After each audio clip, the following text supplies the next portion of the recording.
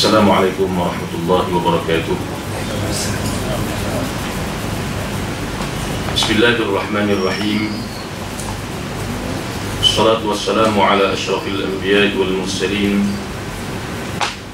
wa ala alihi wa sahbihi ajma'in. Subhanaka la ilma lana illa ma 'allamtana innaka antal alimul hakim. Rabbi shrah li sadri wa yassir li amri wahlul 'uqdatam min lisani yafqahu qawli. Allahumma arinal haqqa haqqan warzuqna ittiba'ah wa arinal batila batilan warzuqna ijtinabah, amma ba'd. Tuan-tuan dan puan-puan hadirin yang dikasihi sekalian, pertama-tamanya marilah sama-sama kita panjatkan kesyukuran kehadrat Allah Subhanahu wa ta'ala yang masih lagi memberi kepada kita kesihatan dan kelapangan masa dapat sama-sama kita hadir dan berkumpul di rumah Allah pada petang ini bagi meneruskan siri kuliah pengajian kita yang menggunakan kitab Penawar Bagi Hati. Kita masuk kepada tajuk yang baru. Qala al-musannif rahimahullahu ta'ala wa nafa'ana bi'ulumihi fid dharain amin. Bab yang ke-10 pada menyatakan riya.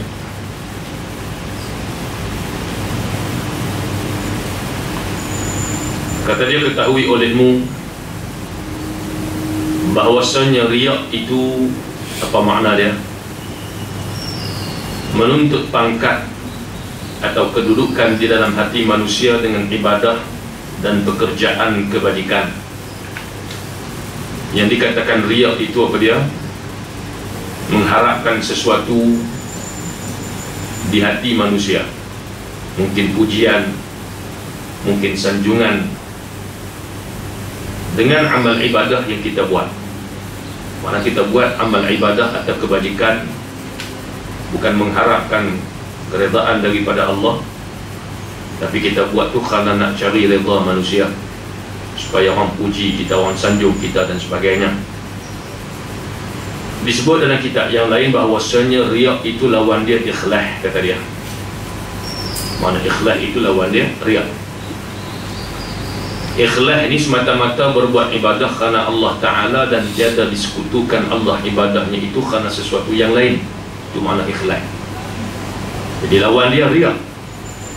Riya buat sesuatu ibadah kebajikan itu bukan kerana Allah, tetapi kerana sesuatu yang lain.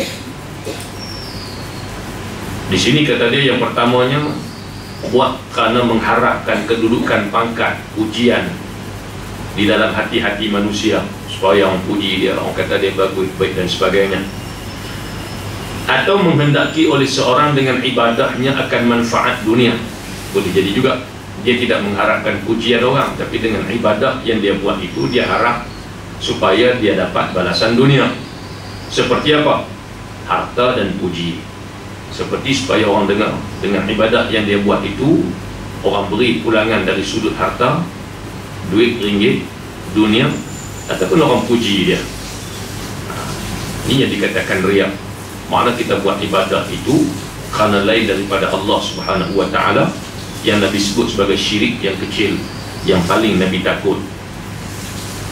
Dan bahawasanya riya itu kelakuan yang dicela, yang haram dengan ijma' ulama', dinamakan dia syirik yang kecil. Ini dia riya. Hukum dia apa dia?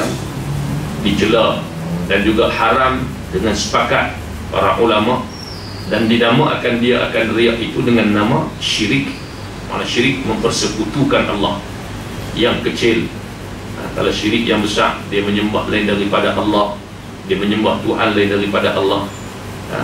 Syirik kecil ni, syirik yang kadang-kadang kita tak sedar, ni yang kita paling takut berlaku dalam hati kita bila kita buat ibadah tu kerana bukan kerana Allah.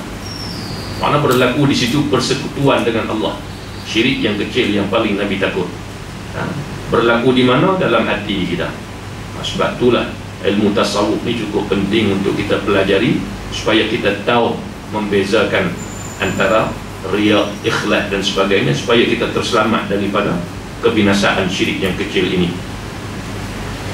Berfirman Allah Subhanahu wa ta'ala dalam surah Al-Ma'un ayat keempat hingga ayat keenam. Allah kata apa? A'udzu billahi minasyaitonir rajim. Fawailul lil musallin alladzina hum 'an salatihim sahun alladzina hum yura'un. Sadaqallahul azim. Artinya, maka bermula wadi yang di lembah, yang di dalam api neraka Jahannam itu. Satu lembah di antara dua bukit, dua gunung dalam api neraka. Allah sediakan untuk siapa? Bagi sekalian yang sembahyang, yang lalai oleh mereka itu daripada sembahyang mereka itu, dan mengeluar akan mereka itu akan dia daripada waktunya.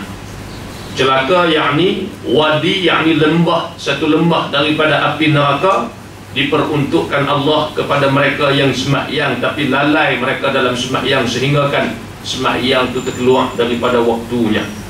Ulama menafsirkan pada ayat ini, ulama dalam kitab tafsir dia kata apa? Fakhizyun wa azabun lil munafiqin alladhina yu'adduna as-salata. Celakalah, kerugianlah dan juga azab, siksaan Allah terhadap orang-orang munafik yang menunaikan sembahyang mereka tu zahiran, semata-mata kerana nak menunjuk-nunjuk. Walladzina hum ghafiluna anha, dan juga celakalah, azablah terhadap mereka yang melalaikan sembahyang mereka. Ghairu mubalina biha, tidak ambil berat tentang sembahyang dia. La yarjuna bi salatihim thawaban in sallu, kalau mereka sembahyang pun mereka tidak mengharapkan pahala dan keredaan daripada Allah. Wala yakhafuna 'alaiha iqaban in taraku, kalau dia tinggal sembahyang pun dia tak berasa kata satu kesalahan yang berat dengan sebab dia meninggalkan sembahyang. Ini ulama menafsirkan ayat ini dipetik daripada kitab tafsir. Kata ulama, penghinaan dan juga azab bagi orang-orang munafik yang sembahyang ni semata-mata kerana nak menunjuk-nunjuk, kononnya mereka ni beriman tapi hati mereka sebenarnya kufur kepada Allah. Dan juga celaka dan azab kepada mereka yang lalai daripada sembahyang, yang kadang-kadang sembahyang dalam keadaan keluar daripada waktu dia, sampai kadang-kadang mementingkan urusan dunia. Kenapa? Sehingga kan mementingkan urusan dunia sehingga meninggalkan urusan sembahyang, kewajipan dia dengan Allah Subhanahu wa ta'ala. Kemudian kata ulama, disebut dalam kitab tafsir juga, dia kata apa? Walam yaqul fi salatihim sa'un. Allah kata apa? Alladzina hum an. Ada makna tu. Dia tak guna alladzina hum fi, dia guna an. Ada perbezaan dengan penggunaan kalimat fi dengan an. Di dalam ayat ni Allah berfirman dengan alladzina hum an salatihim. Allah tak kata fi, sebab dia kata apa? Li'anna as-sahwa fi athna'is salati mughaffarun ma'fuun anhu li'annahu ghairu ikhtiyari. Kalau lupa dalam sembahyang lupa rakaat contohnya, itu tak apa, dimaafkan. Sebab itu di luar daripada ikhtiar kita. Wa qad sabata anna an-nabiy sallallahu alaihi wasallam sa'a fi salati. Telah sabit daripada Nabi SAW bahawa Nabi pun pernah terlupa rakaat dalam sembahyang. Pernah Nabi sembahyang sekali, sembahyang zuhur ke asar 4 rakaat, Nabi sembahyang 2. Sehingga ada sahabat yang bernama Dzul-Yadain mari tegur Nabi, kemudian Nabi kembali menyempurnakan sembahyang baginda. Wa syara'a sujudus sahwi liman sa'a. Sebab itulah disyariatkan sujud sahwi bagi siapa yang terlupa rakaat contohnya, kemudian dia ingat balik 3 ke 4 dia ambil 3, kemudian sempurnakan sembahyang, lepas tu disunatkan kita sujud sahwi. Sebab terlupa dalam sembahyang ni diberikan ampunan. Hak yang celaka ni, yang lembah wail ni, untuk orang yang lupa sembahyang, mengabaikan sembahyang. Bukan dia lupa, dia mengabaikan sembahyang sehingga kan dia tinggal sembahyang terus. Kemudian kata dia di sini, wa innama qala an salatihim, tapi Allah kata apa? Alladzina hum an salatihim. Pasal apa Allah guna kalimah an? Sebab apa? An salatihim sahun bitakhiriha an waqtiha, dengan melewat-lewatkan sembahyang itu daripada waktunya, ra'san au fa'alaha ma'a qillati mubalatin biha. Adapun dia sembahyang tapi dalam keadaan tidak mengambil berat hal keadaan sembahyang. Kadang-kadang dia berasa rajin, dia nak sembahyang, dia sembahyang. Dia berasa dia malas nak semayang, dia pun tinggal semayang. Ikut suka dia kata. Kalau dia sibuk sikit, dia tak semayang dah. Makna dia mementingkan urusan lain keduniaan lebih daripada semayang. Disebut dalam kitab hadis 40, kalau orang tinggal semayang kerana sibuk dengan kekuasaan dia, dia akan dikumpulkan di akhirat dengan Fir'aun laknatullah. Kalau dia tinggal semayang kerana sibuk dengan urusan kerajaan dia, urusan pejabat dia, urusan pentadbiran dia, dia akan dihimpunkan dengan Haman, menteri kepada Fir'aun. Kalau dia tinggal sembahyang kerana sibuk dengan urusan perniagaan dia, bisnes dan sebagainya, dia akan dikumpulkan di akhirat bersama-sama dengan Ubay bin Khalaf. Ini di antara orang-orang yang menerima kemurkaan daripada Allah Subhanahu wa ta'ala. Sebab itu sembahyang merupakan satu tanggungjawab yang cukup berat, yang tak boleh kita buat lebih kurang, sebab ia merupakan tiang dalam agama. Artinya, bermula wadi, yakni lembah yang di dalam api neraka Jahannam, Allah peruntukkan bagi siapa? Bagi sekalian yang sembahyang, yang lalai oleh mereka itu daripada sembahyang mereka itu, dan juga golongan yang mengeluarkan mereka itu akan sembahyang daripada waktunya. Sembahyang tapi di luar waktu, ataupun terlepas tak sembahyang terus. Lagi yang riak mereka itu pada sembahyang dan lainnya. Apa dia? Alladzina hum yura'un. Sembahyang tapi dalam keadaan menunjuk-nunjuk, ataupun mengharapkan pujian, ataupun mengharapkan balasan dunia daripada amal ibadah sembahyang yang dia buat itu. Maka Allah Subhanahu wa ta'ala murka, dan juga Allah janji azab siksaan satu lembah di dalam api neraka. Wal'iyazubillah. Sembahyang lagu tu pun dapat siksaan, hatta sembahyang terus tu lagi lah. Nabi kata, man taraka as-salata muta'ammidan faqad kafara jihara. Barang siapa yang tinggal sembahyang dengan sengaja, dia jadi kafir yang nyata. Ulama menafsirkan, kalau dia tinggal sembahyang contohnya dengan sebab malas, tetapi tidak menafikan kewajipan dia. Pasal apa tak sembahyang? Dia kata saja orang malas. Lepas tu, orang kata sembahyang ni wajib. Sembahyang wajib, aku tahulah sembahyang wajib, tapi aku malas. Jenis ni berdosa besar, tapi tak menyebabkan gugur iman lagi, tak apa lagi. Tapi kalau kita tanya dia, tak sembahyang kan? Sembahyang apa? Sembahyang kan wajib zaman Nabi. Dia wajib lah, Nabi tak ada dah sembahyang kan wajib. Dia kata, jenis ni rosak iman, jadi kafir. Jadi kafir sebab menafikan kewajipan sembahyang, sedangkan tuntutan wajib sembahyang ni jelas dalam Quran, dalam hadis Nabi SAW. Baik. Dan sabda Nabi SAW, inna akhwafa ma akhafu alaikum asyirkul asgharu wa huwa riya'u yaqulu Allahu yawmal qiyamati lil mura'ina idza jazallahu an-nasa bi a'malihim idhabu ila alladhina kuntum tura'una fid dunya unzuru hal tajiduna indahum jazaa'a. Hadis diriwayatkan oleh Imam Ahmad. Artinya, bahwasanya yang lebih ditakuti daripada segala barang yang aku takut atas kamu adalah syirik yang kecil. Perkara yang paling aku bimbang menimpa ke atas kamu, aku takut menimpa ke atas kamu adalah syirik yang kecil. Apa dia?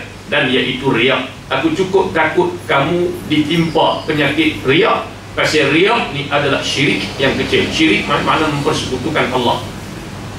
Mempersekutukan Allah dengan sesuatu yang lain.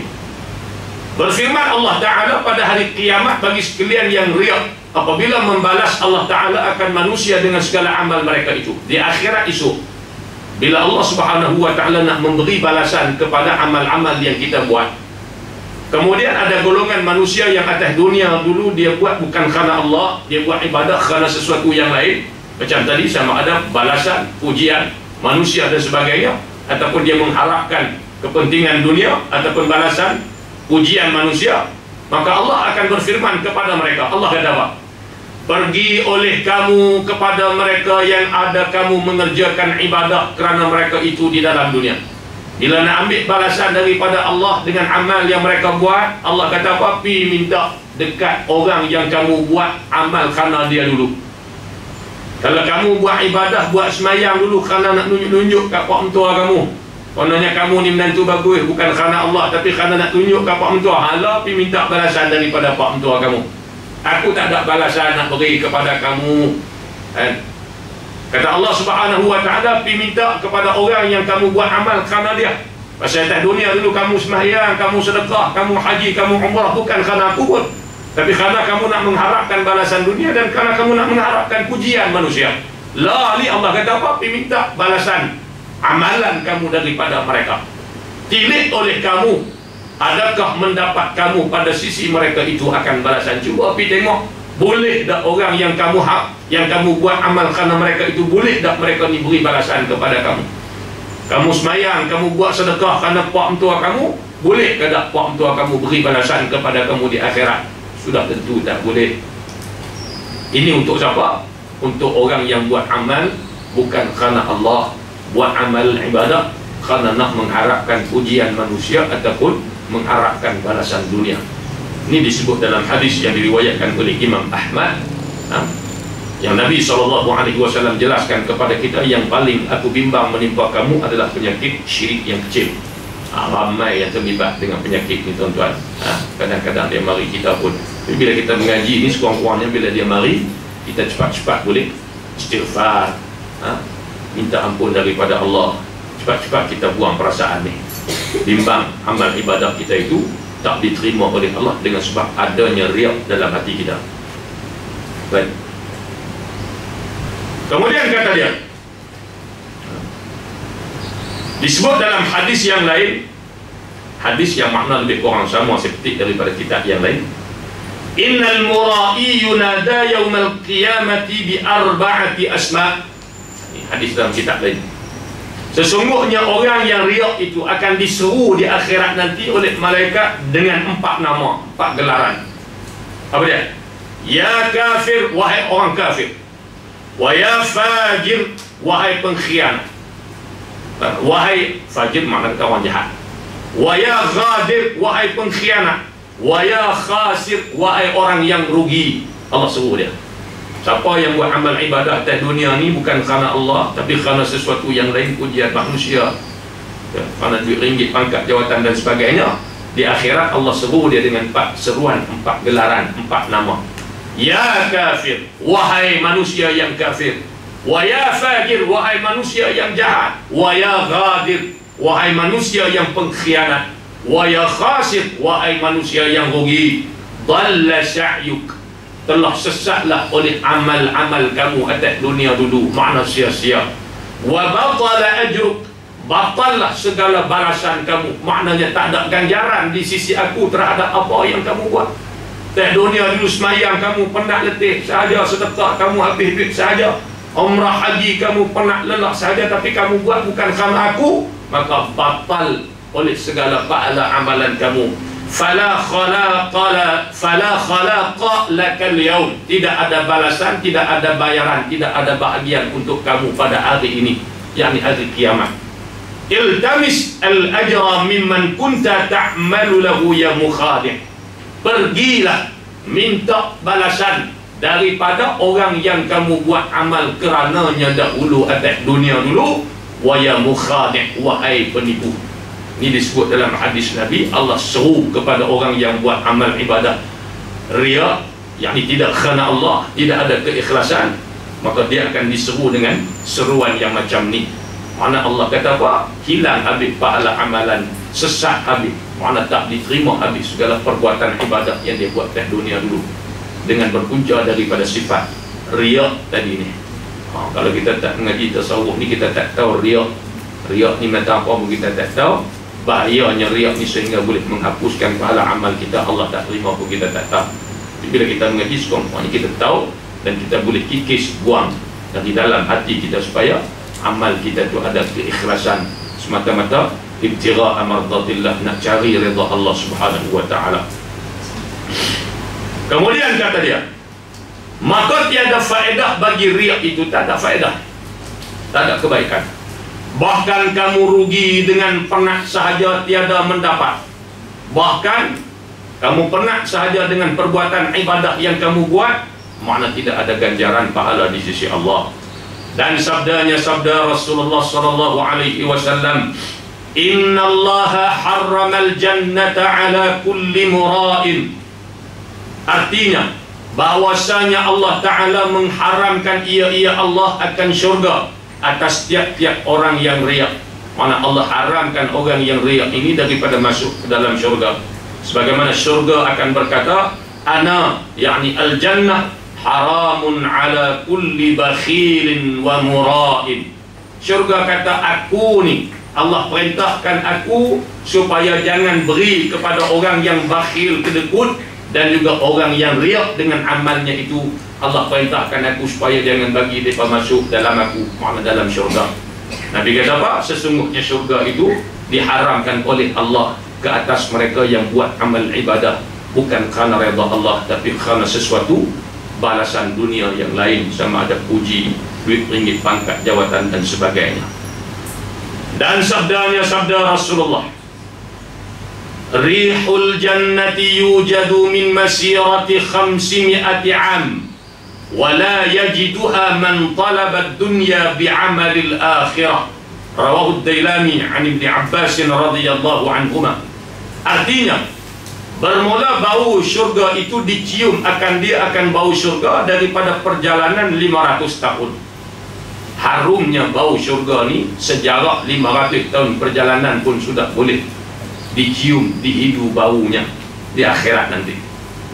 Mana 500 tahun perjalanan ni, Masya Allah, tak tahulah. Kalau nak kira kilometer ni tak terhitung banyak. Nak abadnya wangi syurga tu sampai jauh teratu pun boleh cium, boleh bau. Tetapi wangi tu dan tiada mencium dia akan wangi syurga oleh mereka yang menuntut dunia dengan amal akhirat. Walaupun wangi syurga boleh dihidu sejarak jauh 500 tahun perjalanan, hak bau wangi ni orang yang buat amal akhirat, riak bukan kerana Allah menunjuk-nunjuk, di akhirat esok Allah tak bagi dia cium bau wangi syurga. Kalau wangi syurga pun tak bau, masuk syurga tambah telah lah tuan-tuan. Maknanya syurga itu diharamkan ke atas orang-orang yang riak buat amal tidak kerana Allah, kecualilah dia kembali bertaubat kepada Allah Subhanahu wa ta'ala. Dosa besar manapun kalau taubat Allah akan terima.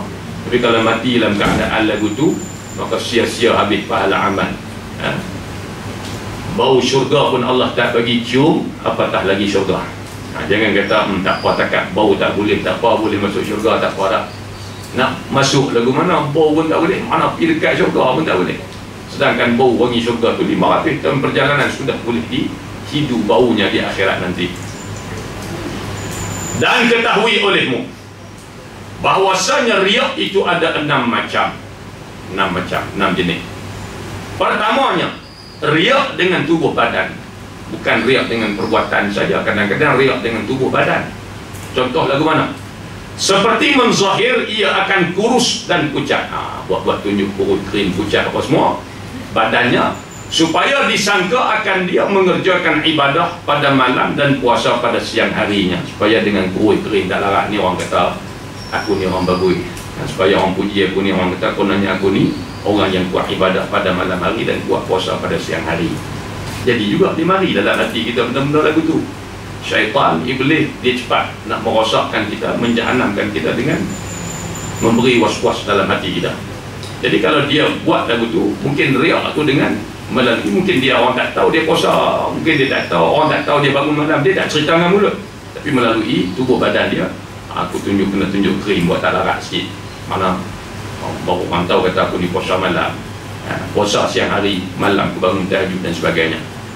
Kadang-kadang kita seronok duk cerita ke orang benda-benda lagu tu. Bangkit kita tak lawan. Kawan tanya, awak bersiapa nampak? Dia kata malam, dia mulai malam boleh buat bayang tahajud apa semua, boleh baca Quran. Tak usah cerita ke orang. Pasal cerita tu dia kadang-kadang membawa kepada kita tu bangga dengan kita ni buat amal, maka menyebabkan amal tu jadi sia-sia.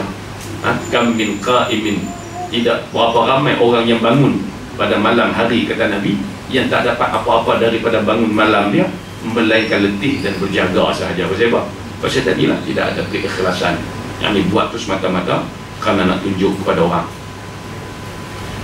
Dan kedua, riak dengan kelakuan ataupun perbuatan, seperti menundukkan kepala dan memejamkan mata. Jalan pun tunduk, jam mata. Supaya apa? Supaya disangka akan dia memikirkan kelakuan akhirat. Supaya orang kata dia ni istighfar, sungguh Supaya orang kata dia ni Allah warak sungguhlah, jalan pun tak tanggung. Tapi tindakan tu bagus. Memanglah betul lah, supaya qul lil mu'minina yaghuddu min absarihim, Allah sebut dalam Quran, wahai Muhammad beritahu kepada orang-orang mukmin yang laki-laki, rendahkan pandangan mata mereka, betul. Tapi kalau dia niat tu supaya orang ni sangka dia ni duk fikir pasal akhirat, supaya orang kata dia ni bagus, warak dan sebagainya apa tu, maka hak tu menyebabkan amal tu jadi riak, menunjuk-nunjuk. Buat tindakan tu bagus, tapi hak dalam hati tu, lintasan hati tu yang menyebabkan amal tu ditolak. Dan ketiganya, riak dengan pakaian pun berlaku juga. Seperti memakai ia akan kain yang kasar-kasar dan yang bertampung-tampung, supaya disangka, yakni dikata akan dia daripada ahli tasawuf. Supaya orang puji dia. Dia bukan tak ada duit nak beli baju baru, tapi dia ni bagus, dia orang ahli sufi, dia orang tak mau dunia punya.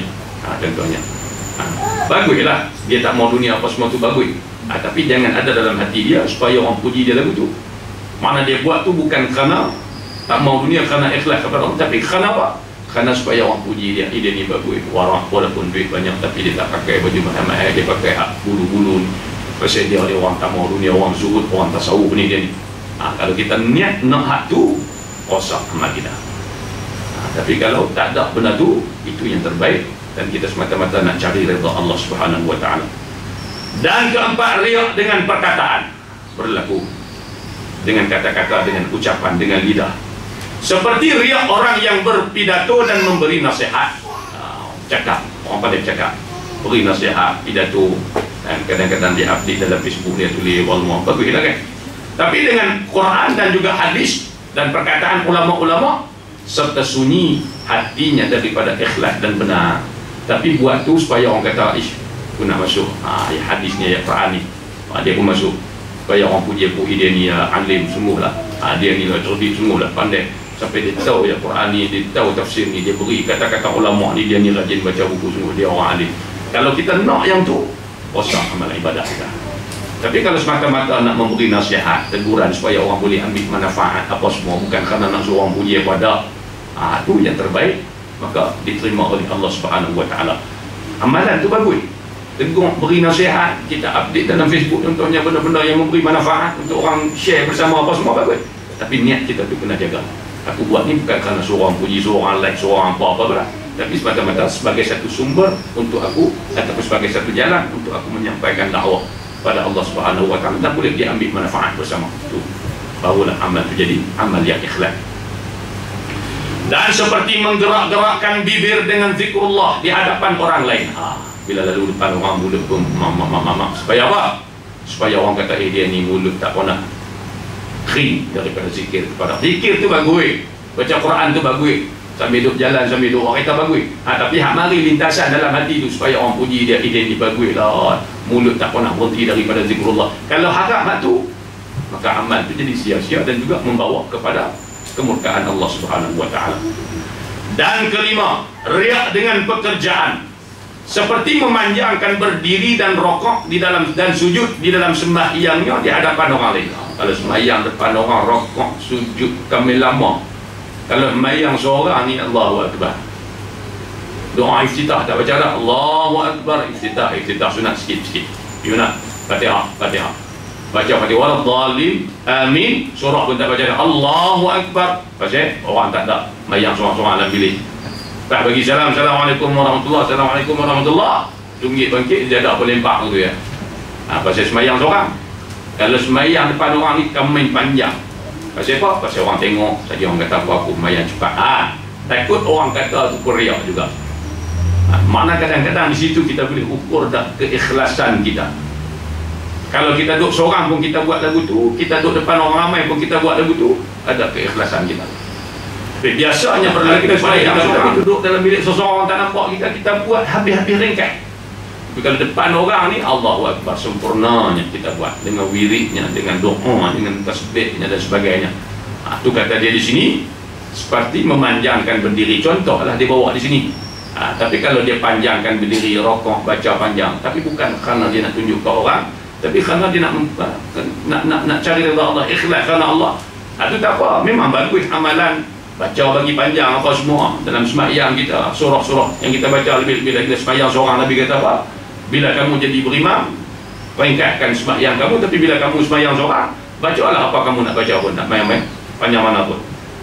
Tapi kalau buat tu bukan kerana Allah, kerana nak tunjuk pada orang, seorang kata kita ni sembahyang lama, panjang, baca bagus dan sebagainya, maka pada ketika itu amal tu jadi syirik. Kerana buat tu bukan kerana Allah, tapi kerana mengharapkan pujian daripada orang. Ini yang menjadi binasanya amalan itu. Dan keenam, riak dengan banyak murid dan banyak berjumpa dengan guru-guru. Ada juga orang yang riak dengan ilmu dia. Aku tahu aku mengaji, guru aku sekian-sekian orang apa semua. Dia siapa? Dia duduk mengajar, kadang orang dengar pun aku mengajar tu, ribu orang dengar pun kadang-kadang jadi juga. Fitnah lagi besar, lagi tinggi ilmu kita, lagi besar fitnah kita. Contohnya, dia mengajar siapa? Aku mengajar lebih hebat lagi. Orang dengar, orang masuk rakaman semua, dalam radio, masuk TV pun masuk. Dia siapa? Contohnya lagu tu. Kadang-kadang berlaku tuan-tuan, mungkin dia tak kata dengan mulut, tapi mari dalam hati. Bila mari dalam hati itu menunjukkan adanya riak. Riak menunjuk-nunjuk dengan apa? Dengan sebab ramainya anak murid dia, dengan sebab dia ni berguru dengan orang-orang yang hebat-hebat dan sebagainya. Maka sekalian yang demikian itu haram. Hukum dia haram. Pasal apa? Pasal buat amal itu bukan kerana Allah, mengajak bukan kerana Allah, tapi kerana nak bangga dengan anak murid ramai dan sebagainya, supaya orang kata dia alim, dia banyak meriwayatkan ilmu dan sebagainya. Bahkan dosa besar. Pasal apa? Termasuk dalam amalan yang dikira syirik yang kecil. Adapun menuntut pangkat pada hati manusia dengan pekerjaan yang bukan pekerjaan ibadah, maka tiada, ia haram. Tapi kalau amal yang kita buat itu bukan amal yang melibatkan ibadah, contohnya kita pandai main badminton kadang-kadang, kita dalam hati kita nak tunjuk ke orang dengan sebab main badminton itu tak apa, menunjuk-tunjuk dengan amal dunia tak apa tu. Yang jadi masalah ni menunjuk-nunjuk dengan amal akhirat. Kita pandai main bola, pandai skill apa semua, kita gelecek, tunjuk ke orang gelecek kita apa semua, amal dunia itu tak menjadi masalah. Kata dia di sini, adapun menuntut pangkat supaya orang puji manusia, puji kita dengan pekerjaan yang bukan pekerjaan ibadah, yang tidak melibatkan urusan akhirat, maka tiada, ia haram. Seperti mereka menuntut kemegahan dengan memakai pakaian-pakaian yang bagus, supaya orang semua dengan pakaian kita, tapi jangan sampai membawa kepada sombong, bongkak pun tak boleh juga. Tapi kalau kata dia pakai itu supaya nampak kemas, berkeyakinan apa semua tu, tidaklah membawa kepada amal tu, maknanya tidaklah sampai ke peringkat haram, kata dia di sini. Dan dengan ilmu hisab, ilmu yang bukan ilmu akhirat, contohnya bangga dengan ilmu hisab, ilmu kira-kira, dan juga ilmu kebumaran, yakni ilmu tabib, urusan-urusan dunia. Contoh dia sebut dalam kitab Sairus Salikin, dia kata apa? Dalam kitab Sairus Salikin dia kata, adapun menuntut martabat kedudukan di hati manusia, yakni pujian, dengan perbuatan yang bukan daripada agama, yang bukan urusan agama. Disebab tadi contoh pandai main badminton ke apakah, dia cerdik komputer ke apakah, nak seorang puji dia ke apakah, maka bukan urusan agama, bukan urusan akhirat, maka iaitu terkadang kadang-kadang boleh jatuh haram, tapi kadang-kadang tiada haram selama tiada ada di dalamnya itu membawa kepada memperdayakan manusia, selama tidak membawa kepada takabur, sombong, dan juga membawa kepada dabik dada ngomong dan sebagainya. Tak apa, mana tak sampai peringkat macam mana ibadah yang dikira sebagai amal akhirat. Dan bahawasanya riak yang lebih besar adalah riak munafik. Riak yang paling besar kesalahan dia, riak orang munafik, dengan menzahirkan iman pada ketika hatinya kafir. Wa idza laqul ladina amanu qalu amanna. Orang munafik bila dia berjumpa dengan orang beriman, dia kata apa? Kami beriman bersama-sama dengan kamu. Wa idza khalau ila syayatinihim qalu inna ma'akum innama nahnu mustahzi'un. Tapi apabila mereka balik kepada syaitan mereka, ini orang kafir, bila mereka balik duduk sekali dengan orang bukan Islam, mereka kata apa? Kami sebenarnya berserta dengan kamu, kepada pembesar-pembesar orang kafir ni. Bila duduk dengan orang beriman, dia kata kami beriman dengan kamu, kami beriman dengan kamu, menzahirkan keimanan dalam keadaan menyembunyikan kekufuran mereka. Ni orang munafik. Bila balik kepada syaitan mereka, pembesar-pembesar Quraisy, orang-orang kafir ni berkata apa? Kami sebenarnya, kami dengan kamu, kami duduk dengan mereka, dengan orang Islam ni, kami pura-pura aja. inna nahnu mustahzi'un saja kami buat olok-olok duk dengan mereka, kami nak kata kami beriman, tapi tak, sebenarnya kami tak beriman, kami berserta dengan kamu. Ini panggil orang munafik. Dan dia kata di sini riak yang paling besar adalah riak orang munafik. Dia menzahirkan keimanan, menyembunyikan kekufuran dalam hati dia.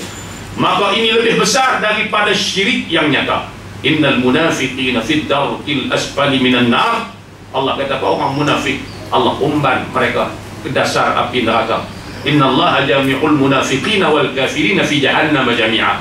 Orang munafik dengan orang kafir Allah himpunkan dalam api neraka duk sekali. Dua-dua ni merupakan orang yang dimurkai dan dilaknat oleh Allah Subhanahu wa taala. Dan yang kedua, riak dengan ibadah yang wajib. Yang riak yang besar sekali, riak munafik. Riak yang kedua, riak dengan ibadah yang wajib. Seperti mereka yang sembahyang zuhur ia di hadapan orang lain, dan jika ia seseorang itu bersunyi seorang diri, nescaya tiada ia sembahyang. Kalau duduk tempat kerja contohnya, orang tengok apa semua, mayang tak ikan kawan tanya payah nak jawab balik dah. Balik rumah apa semua kalau cuti, cuti 16 September 1 Malaysia kata tanya, orang tak mayang, siapa pun tak mayang duduk di rumah. Tidur daripada pagi sampai petang, mayang apa benda dah. Pasal apa? Pasal orang tak tahu. Tapi depan orang kena sembahyang. Ini riak yang dikira satu kesalahan yang besar di sisi agama kita. Tentu kita nampak riak lah. Mana kita buat amal tu kerana orang lah tu, kerana orang tengok. Riak lah tu, bukan kerana Allah. Tapi kalau kita duduk seorang-seorang, kita tak buat pun. Duduk seorang-seorang kita tak buat pun. Mana kita buat kerana orang tengok. Saja orang kata apa pula, takut orang kata tu pun membawa kepada riak. Orang tanya pasal apa pergi sembahyang di masjid, tak main rumah, dia kata tak kita pergi payah pula, jiran kata apa pula, tapi takut jiran kata tu membawa kepada riak. Takut riak membawa kepada riak. Dan yang ketiga, ini dia buat martabat riak ni, iaitu yang lebih kecil, hak besar, hak pertengahan, tapi riak juga dikira riak. Yang ni satu benda yang tetap haram hukum dia. Bahawa tiada riak ia dengan fardu, bahkan riak ia dengan ibadat yang sunnah. Dan apabila ada ia pada tempat yang sunyi, nescaya tiada mengerjakan ia akan ibadat yang sunnah itu.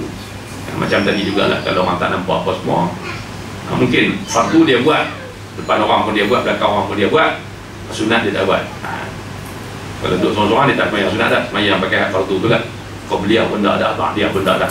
Tapi kalau disurau kat dia apa-apa semayang, dia semayang dulu lah, sunat, qabliyah, ba'diyah dan sebagainya. Kalau tak ada lintasan riak tu tak apa. Tapi kalau dia kata kena semayang dulu saja, orang tu tengok semua orang semayang, aku seorang tak semayang, apa pula contohnya, itu membawa kepada riak. Itu yang banyak berlaku kita.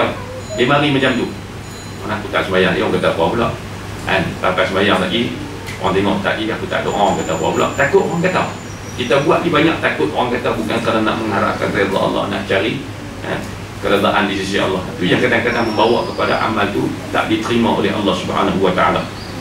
Itu dia. Kemudian kata dia, dan ketahui olehmu bahawasanya ubat bagi riak itu menolak akan segala sebabnya. Macam mana kita nak rawat penyakit riak ni? Yang ni kita kena tahu punca dia, sebab dia. Kemudian kita buang sebab atau puncanya itu, iaitu 3 perkara. Yang pertama apa dia? Kasih akan dipuji. Ini orang makan puji lah. Orang yang riak ni jenis orang suka makan puji. Dia suka orang puji dia. Bila kita ni suka orang puji kita, kita buat amal tu jadi tak ikhlas dah. Buat amal kerana Allah, bukan kerana Allah, tapi kerana orang nak, orang puji, orang sanjung kita. Dan yang kedua, takut dicela. Kita buat tu bukan kerana nak puji, tapi takut orang kata. Takut orang kata kat kita. Takut orang kata ni pun banyak juga dalam masyarakat kita. Buat pasal apa? Takut orang kata pula lagi, takut orang kata pula lagi. Itu dia. Dan ketiga, dia tak takut hak Allah kata, dia takut hak orang kata. Dan yang ketiga, loba, mana tamak akan umpama harta. Buat tu kerana apa? Kerana nakkan balasan dunia, sama ada harta, duit ringgit dan sebagainya. Adapun kasih akan dipuji, maka seperti mereka yang menerkam ia akan musuh banyak dalam peperangan. Seperti seorang yang tunjuk keberanian dia dalam peperangan. Nak tunjuk dia berani. Supaya apa? Supaya dikatakan akan dia orang yang berani, mengharapkan pujian manusia. Buat amal ibadah depan orang, tunjuk depan orang, kemudian buat sedekah, isytihar dalam media apa semua. Supaya apa? Supaya orang puji dia. Supaya orang puji dia. Ini yang membawa kepada kebinasaan, mengharapkan pujian daripada manusia. Dan ubatnya apa dia? Cara kita nak rawat benda ni. Dia mari tuan-tuan, dalam hati kita memang dia mari. Lintasan hati kita yang tahu. Kadang-kadang kita buat satu benda itu bukan kerana Allah, kita tahu. Ubatnya dia, barang yang telah terdahulu pada ubat bagi kasih akan kemegahan. Dia sebut dah dulu ubat dia sama aja. Dan iaitu bahawa apa? Mengetahui ia seseorang akan bahawa puji itu kesempurnaan yang diwahamkan, yang diragukan sahaja. Orang puji kita ni jangan duk seronok sangat. Puji dia tu kadang-kadang tak betul pun. Dia puji itu pun puji kadang-kadang nak melawak dengan kita, puji kadang-kadang nak jack kita saja, puji kadang-kadang saja nak bodek kita boleh jadi juga. Bukan puji kerana betul-betul dia berasa kita ni hebat, tidak. Mana pujian manusia itu satu pujian yang kita tak tahu betul ke tak betul dia ni kan. Apa kita nak suruh orang puji kita sangat? Tak ada mana. Mana tak ada apa kata dia di sini. Tiada ada kesempurnaan yang sebenar. Lagipun kita ni orang puji terang mana pun kita tak sempurna. Sebab tu alhamdulillah, segala puji ni milik Allah Subhanahu wa taala. Orang puji kita ni kaya terang mana kita, miskin kita di hadapan Allah. Orang puji kita ni alim terang mana kita, ilmu kita tak banyak mana, kita tahu satu benda, kita tak tahu lagi banyak benda.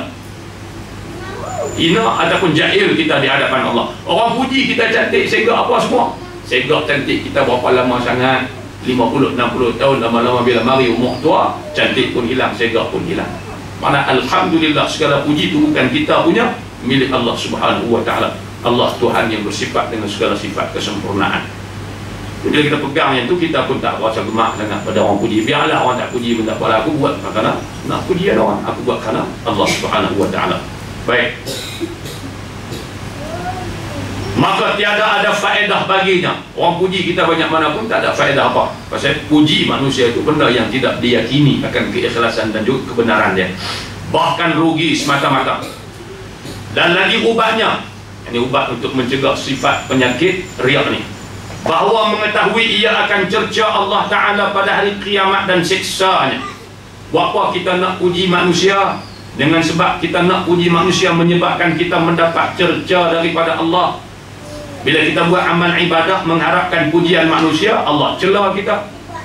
Hebat terang mana puji manusia sehingga kita sanggup ambil celah Allah. Ta'udzubillah min dzalik.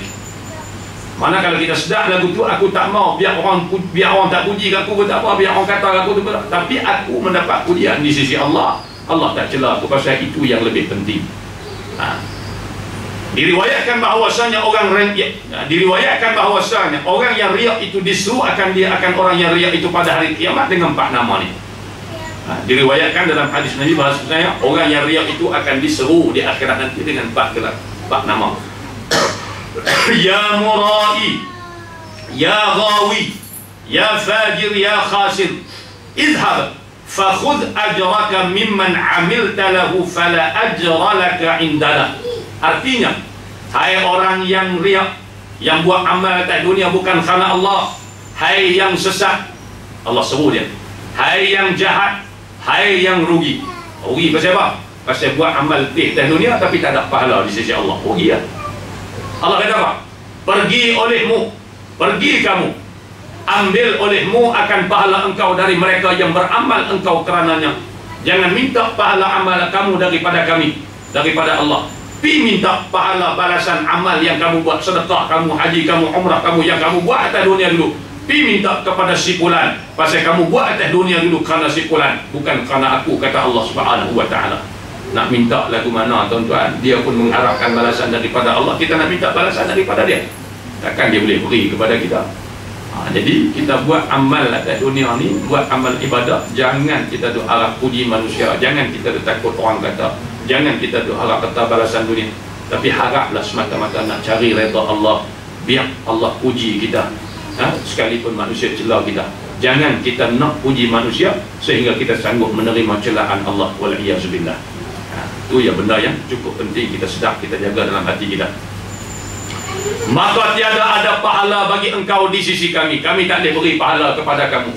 Kamu buat sedekah banyak mana pun, kami tak boleh beri pahala.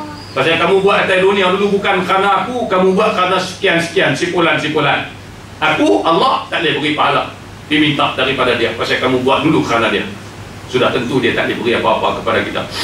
Apabila mengetahui ia akan siksa Allah Ta'ala dan cercanya karena riak itu, nescaya mudah atasnya meninggalkan riak karena suka dipuji manusia itu.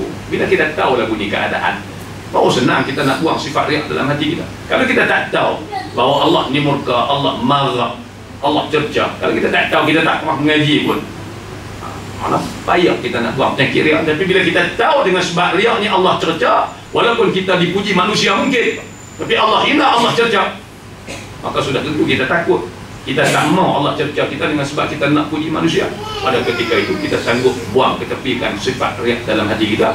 Marilah keikhlasan dalam amal yang kita buat. Seperti mereka yang mengetahui ia akan ada racun di dalam air madu. Walaupun madu tu ubat besar, madu tu ubat besar, tapi oleh kerana ada racun dalam madu tu, gamak tak kita minum? Sudah tentu kita tak gamak minum. Walaupun kita dapat puji manusia, kita nak puji manusia, nak orang kata baik kat kita, tapi dengan sebab kita nak orang puji, itu menyebabkan kita dapat murka Allah. Nak tak? Sudah tu kita tak mau. Biar orang tak puji pun tak apalah, janji Allah Subhanahu Wa Ta'ala redha kat aku. Biar orang nak kutuk, nak hina aku pun, janji Allah Subhanahu Wa Ta'ala muliakan aku. Itu yang kita nak. Dia bawa contoh seperti mereka yang mengetahui ia akan ada racun di dalam air madu. Bila kita tahu dalam madu, sekalipun madu itu banyak khasiat dia, kelebihan dia, tapi dalam dia ada racun, maka mudah atasnya meninggalkan air madu itu. Walaupun dia sayang kat madu itu. Pasal apa? Pasal madu itu khasiat dia besar, ubat besar. Tapi dengan sebab orang kata ada racun dalam tu, maka dia pun tak apalah. Walaupun ubat besar tapi tak kerana racun, kalau aku makan bukan boleh jadi ubat, jadi mudarat, maka tinggal benda tu. Sekalipun benda tu dia sangat-sangat perlu. Bersalahan mereka yang tiada mengetahui ia akan racun di dalamnya, di dalam madu. Bersalahan orang yang tak tahu bahawa dalam madu tu ada racun, maka tertipu ia dan meminum ia akan dia. Dia ingatkan madu ni minum-minum jadi ubat kat dia. Akhirnya minum-minum, maka madu yang beracun tadi memberi mudarat kepada dia, maka binasa ia, matilah ia dengan sebab minum madu yang beracun tadi. Dia nak ambil kelebihan madu tadi ni, tapi madu tadi ni beracun. Macam itulah manusia pun lagu itulah. Kalau dia tak sedar diri, dengan sebab pujian manusia dia menerima cerca Allah, dia tak tahu. Dia nak orang puji dia dengan sebab amal yang dia buat, dia tak tahu bahawa dengan sebab puji yang dia tamak itu menyebabkan Allah cerca dia, maka dia hidup dalam keadaan lagu itu. Dia buat amal ni bukan kerana Allah, tapi kerana manusia. Setengah orang dia pemurah, tuan-tuan. Dia bagi, tapi dia bagi di sebalik dia bagi itu apa dia? Dia harap supaya orang kata dia ni bagui lah, pemurah lah, dia suka derma lah, apalah. Itu yang menyebabkan amal itu ditolak dan tak diterima oleh Allah Subhanahu Wa Ta'ala. Tambahan lagi meletakkan ia di dalam hatinya akan bahawasanya sangat besar ruginya dengan membeli puji manusia dengan celah dan siksa Allah Subhanahu Wa Ta'ala. Dengan sebab kita nakkan pujian manusia, kita menggadaikan pujian Allah. Dengan sebab kita dapat pujian manusia, kita menempah celaan daripada Allah Subhanahu Wa Ta'ala. Sebab tu nak Allah kata apa? Wa ya khasir, wahai manusia yang rugi. Sanggup dia nak terima pujian manusia yang belum tentu pujian tu betul-betul ikhlas, betul-betul benar. Sanggup dia nak puji hak lagu tu dengan meninggalkan pujian Allah, dengan menempah kemurkaan daripada Allah Subhanahu Wa Ta'ala. Makna itu satu rugi yang cukup besar. Kemudian kata dia, dan ketahui dan akan bahawasanya suka manusia itu tujuan yang tiada biasa didapat. Kita nak seorang puji, kita nak suruh orang redha dengan kita, nak seorang ni suka dengan kita, tentang benda yang tak mungkin kita dapat. Disebut dalam satu kata-kata, ridhan nasi ghayatul la tunalu. Keredaan manusia seluruhnya terhadap kamu itu satu matlamat yang tak mungkin dicapai. Kita nak suruh semua orang suka kat kita, nak suruh kawan-kawan kita duduk dalam satu pejabat, contohnya kita ada 200 orang, staf 300 orang, nak suruh semua 300 orang staf ni suka kat kita, ghayatul la tunan, satu matlamat yang tak mungkin dicapai. Mungkin sebahagian, separuh, 50% suka kat kita, 50% lagi tak suka dengan kita, tak setuju, kita besar. Mungkin hak suka dengan kita tu 10 orang je, hak lain semua tak suka kat kita, boleh jadi juga.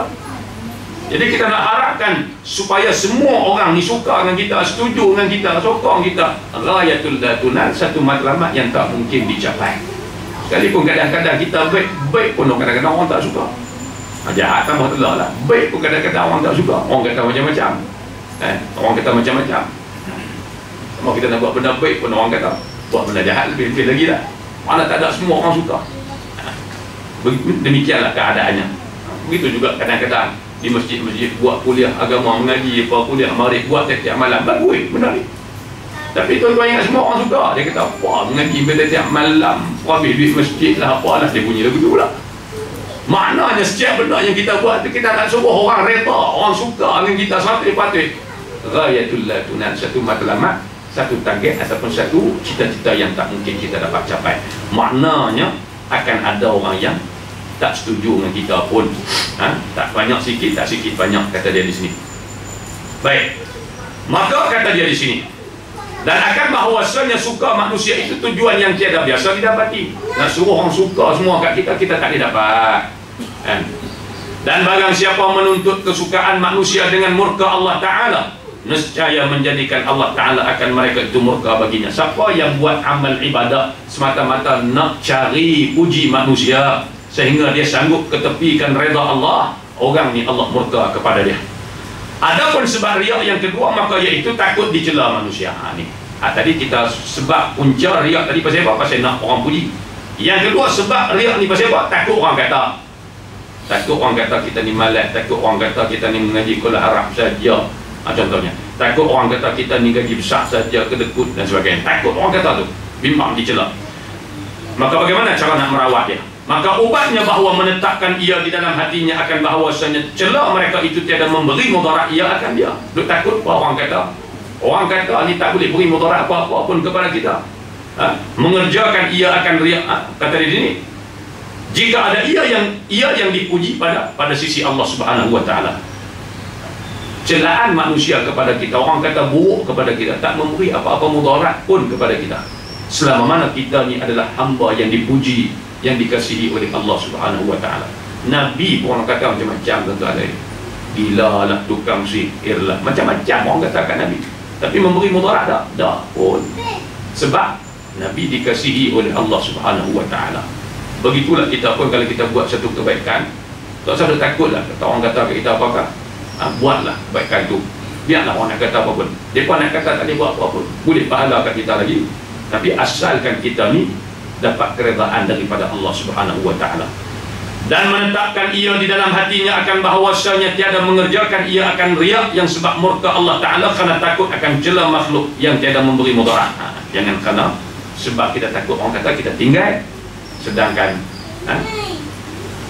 celaan manusia itu tidak memberi apa-apa mudarat selama mana kita ni dipuji dan dikasihi oleh Allah. Dan memadakan dia oleh bahawasanya manusia jika mengetahui mereka itu akan qasak riak yang di dalam hatinya, nescaya benci mereka itu akan dia. Manusia pun puji kita pasal apa? Pasal dia tak tahu kata kita ni ada riak dalam hati kita. Tapi kalau orang dia boleh tahu apa yang ada dalam hati kita. Contohnya orang puji kita, dia ni lah rajin lah.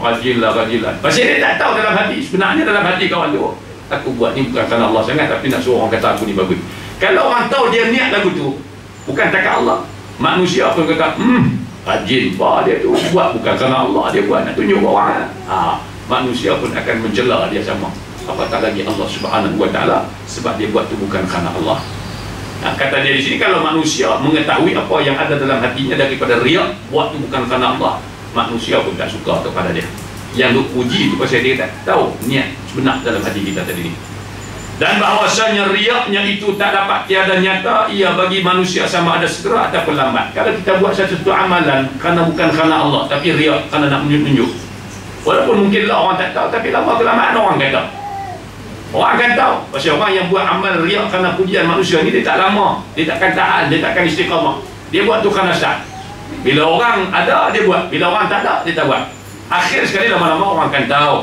Maka murka mereka itu dan mencela mereka itu akan dia. Akhirnya bila orang tahu, orang kata ingatkan rajin sangat dia ni, rupa-rupanya bila orang ada baru tunjuk rajin, orang tak ada dia tak buat dah. Jadi orang akan tahu.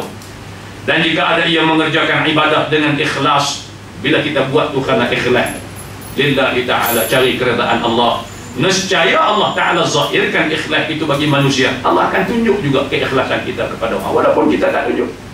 Tapi akhirnya Allah akan tunjuk juga keikhlasan maka kasih mereka itu akan dia seperti kasih Allah Ta'ala akan dia. Lama-lama bila orang tahu dia ni memang ikhlas betul buat kerja ni, bukan kerana nak harap puji, bukan kerana nak harap balasan dunia apa dah, memang dia ikhlas sungguh. Akhirnya Allah tunjuk, bila Allah tunjuk keikhlasan dia, orang nampak, sedangkan dia pun tak harap, tapi akhirnya Allah zahirkan. Maka pada ketika itu orang pun sayang kat dia, Allah Subhanahu Wa Ta'ala lebih-lebih lagi sayang kepada dia. Maka mendapat ia akan dua puji, dia pun dapat dua pujian, satu puji daripada Allah dan satu puji lagi daripada makhluk, sedangkan dia tak harap pun pujian itu, tapi Allah bagi dengan sebab keikhlasan dia tadi ni. Adapun sebab yang ketiga bagi riya itu, maka iaitu tamak, haloba. Dan ubatnya bahawa mengetahui ia tamak kepada pujian, tamak kepada harta, tamak kepada pangkat jawatan. Dan ubatnya bahawa mengetahui ia akan bahawasanya barang yang tamak ia akan dia seperti harta benda pekerjaan yang diwahamkan sahaja, tiada tentu mendapat ia akan dia. Kita buat satu-satu benda kerana nak get sekian, kerana kita nak dapat pangkat sekian. Contohnya nak bodek buat, kita tunjuk kita ni bagus apa semua, buat kerja amanah dengan tujuan untuk apa? Untuk bodek buat, supaya apa? Supaya buat bagi jawatan ni kat tu. Kata dia benda tu waham, benda yang diragui akan jadi milik siapa. Boleh jadi betul milik kita, tapi kalau dapat milik kita pun tak ada barakahnya. Boleh jadi milik orang lain, bukan rezeki kita. Pada ketika itu benda tu benda yang tak ada kepastian hak kita, kata dia. Sekalipun riak ia dan luput redha Allah Subhanahu Wa Ta'ala dengan riaknya itu, pekerjaan yang tetap yang diyakinkan. Dan bahawasanya mereka yang tamak pada makhluk tiada sunyi ia daripada kehinaan. Siapa yang tamak halaba, rebut nak dunia, dia takkan sunyi daripada kehinaan di sisi Allah Subhanahu Wa Ta'ala. Dan barang siapa meninggalkan akan tamak pada makhluk, nescaya memberi akan dia oleh Allah Ta'ala daripada sisinya.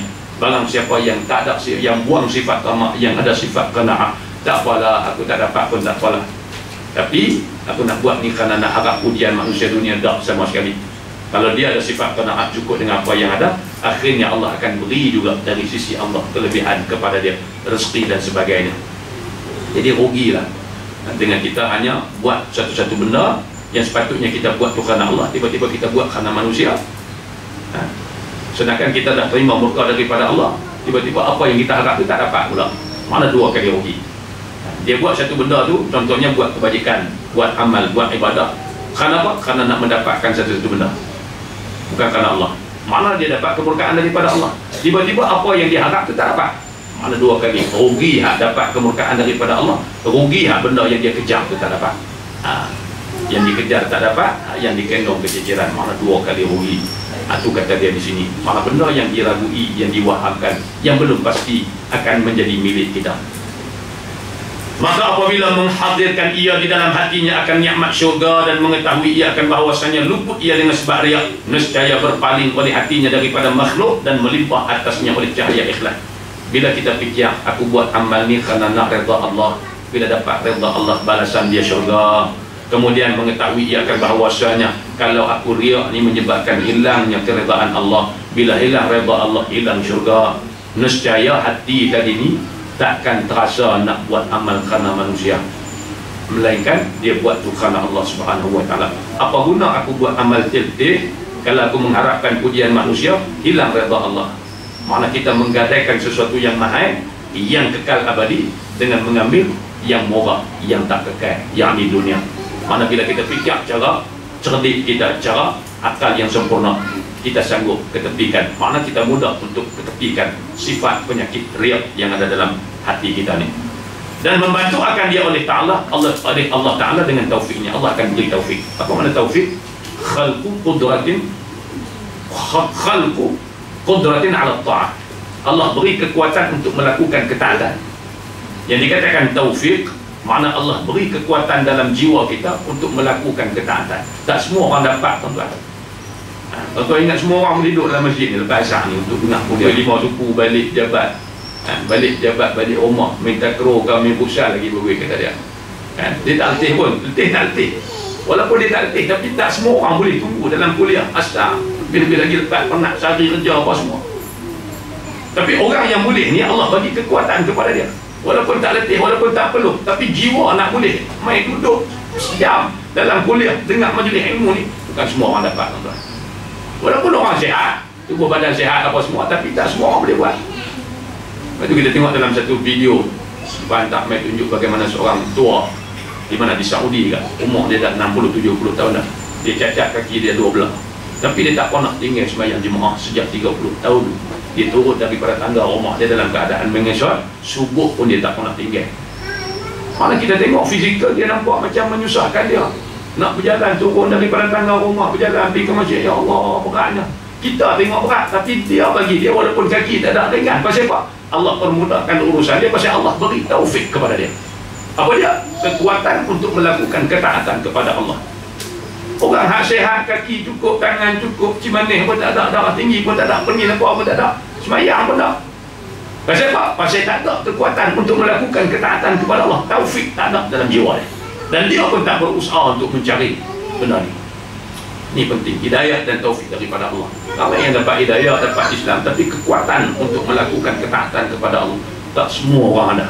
Ni kita nak raya haji contohnya. Kadang-kadang orang yang gaji besar, orang yang kaya pun dia tak pernah buat korban. Pasal apa? Kita cukup abad sekali lalu padanan. Tapi orang yang gaji kecil kan ni tak sampai 1000 ni tiap-tiap tahun tak pernah ni. Pasal apa? Pasal ada kekuatan. Kekuatan benda ni tak semua orang dapat, tapi hak kita hak dapat ni tuan-tuan. Syukur pada Allah Subhanahu wa taala. Sebab tu dia kata apa? Moga-moga Allah bantu kita untuk kita ni jadi hamba yang buat amal ikhlas kerana dia, bukan kerana pujian manusia, dengan taufik kekuatan yang Allah beri kepada kita. Dan ketahui olehmu akan bahawasanya setengah daripada ubat yang menegak daripada datang riak itu, bahawa engkau sembunyikan ibadat engkau seperti menyembunyikan engkau akan kejahatan engkau. Kalau boleh kita buat amal ibadat ni, jangan tunjuk ke orang. Sedekah kita contohnya, lebih-lebih lagi sedekah yang sunat. Sedekah hak sunat ni seelok-eloknya kita sembunyikan kerana bimbang berlaku riak. Tapi sedekah yang wajib ni disebut in tubdu sadaqati fa ni'mahi wa in tukhfuha wa tu'tuha al-fuqara fa huwa khairul lakum. Sedekah yang wajib seperti zakat contohnya, elok juga kita zahirkan, tapi jangan juga ada riak. Elok juga kita zahirkan supaya apa? Supaya menjadi contoh tauladan pada orang lain. Tapi hak amal-amal sunat ni, kalau tak ada riak, kalau kita puasa kita boleh selamat daripada riak, tak apa kita zahirkan. Tapi kalau kita nak puasa, aku ni kalau aku tunjuk sekali lagi aku takut bawa riak, maka pada ketika itu menyembunyikan sedekah yang sunat itu lebih baik daripada kita menzahirkan dia. Bimbang, takut mari perasaan riak, hak kita bagi itu habis sia-sia lagu tu sahaja. Kan? Macam mana kita menyembunyikan kejahatan?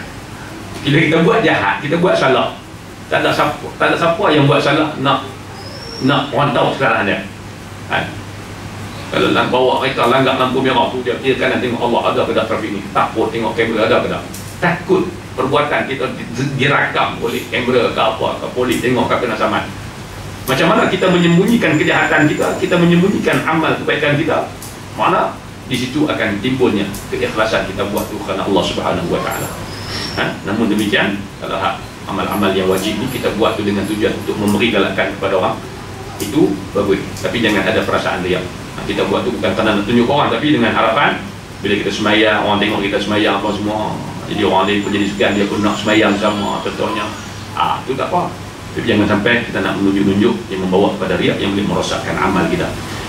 Tapi amal-amal sunat ni kita kalau boleh sembunyikanlah, boleh sembunyikan, supaya tidak mengelakkan. Pasal kita ni iman tak kuat, kadang-kadang ni mari lintasan apa semua menyebabkan timbulnya perasaan riak tadi ni. Dan jauh daripadanya riak. Itu dia. Demikian lagi harus menyembunyikan maksiat dan dosa. Bila kita buat salah, buat dosa, jangan cerita ke orang. Taubat kepada Allah. Moga-moga dengan taubat kita tu, dosa tu diampunkan oleh Allah. Sebagaimana Nabi kata apa? Ada orang yang berbuat maksiat pada siangnya, kemudian malamnya Allah beri keampunan kepada dia. Dua esok dia cerita ke orang pula, aku semalam pergi sekian-sekian tempat, syok, jom ke bawah pergi nama. Contohnya Nabi kata Allah dah tutup dah dosa dia dengan diberi keampunan. Pagi esok dia pergi buka balik dosa dia, hidup cerita ke orang, hidup seronok, dan sebagainya, menyebabkan dosa tu Allah buka balik. Maknanya maksiat yang kita buat, dosa yang kita buat tu jangan diiklankan, jangan diceritakan. Tetapi dengan syarat bahawa adalah tujuannya supaya jangan diiktikadkan akan dia fasik. Supaya apa? Supaya orang tak kata kita ni jahat, orang fasik. Adapun jika menyembunyi ia maksiat akan maksiatnya, menyembunyi ia seseorang akan maksiatnya supaya dikatakan akan dia orang yang saleh, maka tiada harus ia. Tapi kalau dia sembunyi maksiat dengan tujuan supaya orang kata dia ni betul baik, dia orang soleh apa semua, ada tak boleh. Tapi kita sembunyi itu dengan tujuan orang tak kata kita ni jahat, orang tak kata kita ni fasik. Tapi jangan kita menzahirkan maksiat yang kita buat. Mana itu salah, memang salah dosa. Tapi bila dosa, taubatlah kepada Allah. dengan bercerita aib kita kepada orang. Macam mana kita tak didedahkan aib orang, aib kita pun jangan digembar-gemburkan kepada orang. Dia seronok pula tulis dalam Facebook dosa-dosa dia, dan gambar dia kepit dengan boyfriend dia, dengan tunang dia, bubuh dalam Facebook. Dia isytihar pula dosa dia. Dia ingat tunang tu dia buat macam-macam lah. Dan benda-benda tu yang kadang-kadang ketipisan agama tu menyebabkan manusia ni buat dosa dalam keadaan tak sedar. Dan ada pun meninggalkan taat kerana takut akan riak, maka tiada harus akan dia. Tak semayang. Pasal apa tak semayang Jumaat? Aku takut nak semayang Jumaat. Pasal apa? Pasal aku takut lagi pergi semayang, kata aku ni jadi riak pula. Kenapa? Orang yang dengar lagu tu. Tapi kena lawan lah kan? Pasal apa tak semayang Jumaat? Takut nak pergi semayang Jumaat, takut jadi riak. Tak boleh lagu tu pakai tak semayang tu. Maknanya meninggalkan taat, meninggalkan buat ibadah kerana takut kepada riak pun tak boleh, pasal membawa kepada riak. Tapi kena buat lagu, kena lawan dia. Mana kita tahu ni nak jadi riak ni, astagfirullahaladzim, mana kita buat benda tu dan kita teruskan buat apa yang kita nak buat. Bahkan adalah ia masuk di dalam riak. Jadi riak juga, tinggal satu amalan kerana takut riak, itu riak. Habis kita nak buat apa? Lawan dan teruskan apa yang kita nak buat. Berkata Al-Fudail rahimahullahu ta'ala, ar-riya'u tarkul amal khaufan min ar-riya'. Bermula riak itu apa dia? Setengah daripada riak itu meninggalkan akan amal ibadah kerana takut akan datang riak.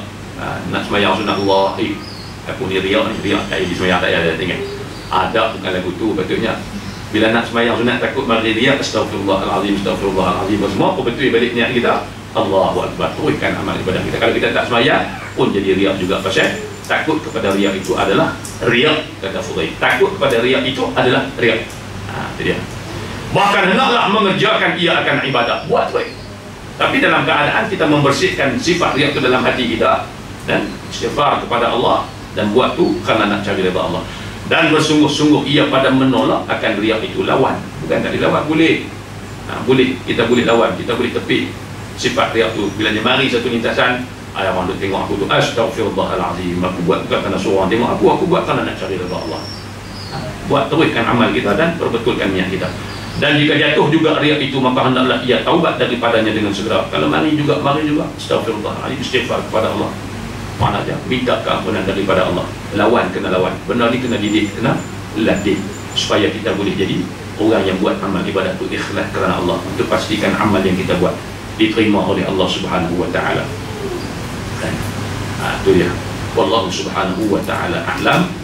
Kita akan sambung dalam kitab yang ketiga pada menyatakan segala perangai yang dipuji. Mana habis dah cerita pasal sifat-sifat yang dipuji ini, habis dah. Nanti dia akan masuk dalam kitab tajuk yang ketiga ini, akan menceritakan tentang sifat-sifat mahmudah, yang sifat-sifat yang dipuji oleh Allah Subhanahu wa ta'ala, yang patut ada dalam diri setiap manusia. Ila akhirih, wallahu subhanahu wa ta'ala a'lam. Mana lebih baik daripada dia segan orang dia buat semayang tu kan, ataupun dia tak buat langsung? Itulah tadi, maknanya kalau dia semayang, segan dengan kawan dia semayang, dia orang tak semayang, dia semayang. Mula memang lagu tu. Mula memang lagu tu. Bila orang yang baru nak mula dengan agama, lagu tu. Sebab itulah Guru dulu pun kata, memang kata Imam Ghazali, saya tak ingat, dia kata awal kami dulu pun mengaji pun kami tak ada keikhlasan. Betul tak Imam Ghazali kata kan? Awal dulu mula kami mengaji pun tak ada keikhlasan, tapi lama-lama dia mari. Kalau kita nak tunggu ikhlas baru kita nak sembahyang je, aku sembahyang pun tak ikhlas, tunggu ikhlas dulu baru nak sembahyang. Allah pakai mati dengan ayat tu. Maknanya apa? Maknanya walaupun dia mari perasaan nak menunjuk segan kat kawan, tapi tetap kena lawan. Semayang wajib ni, segan ke tak segan, kena semayang. Tapi dalam masa yang sama ajak supaya benda tu sikit-sikit dengan kita mengaji ni, kita fikir buang, akhirnya kita akan mari ke keikhlasan kita.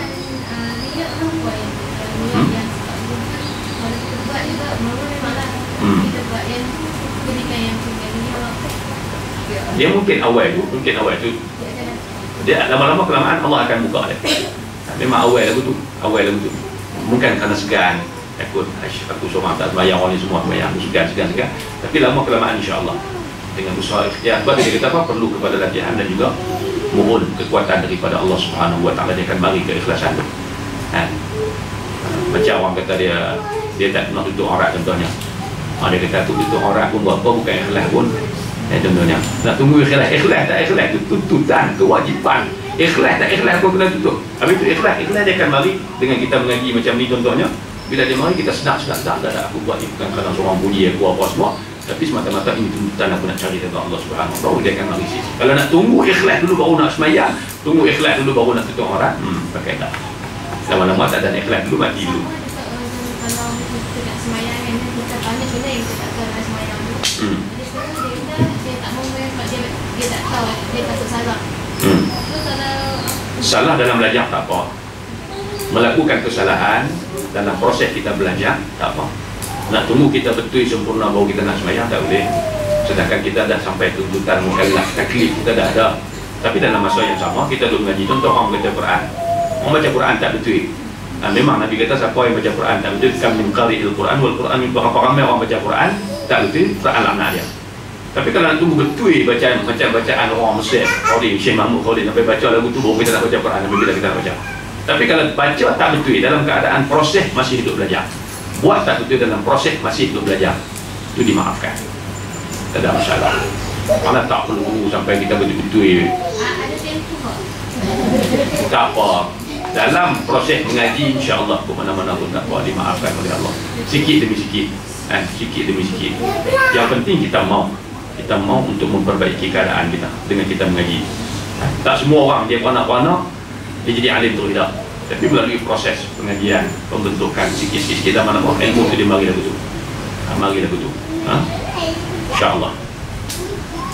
Bismillahirrahmanirrahim. Alhamdulillahirabbil alamin wassalatu wassalamu ala asyrafil anbiya'i wal mursalin wa ala alihi wa sahbihi ajma'in.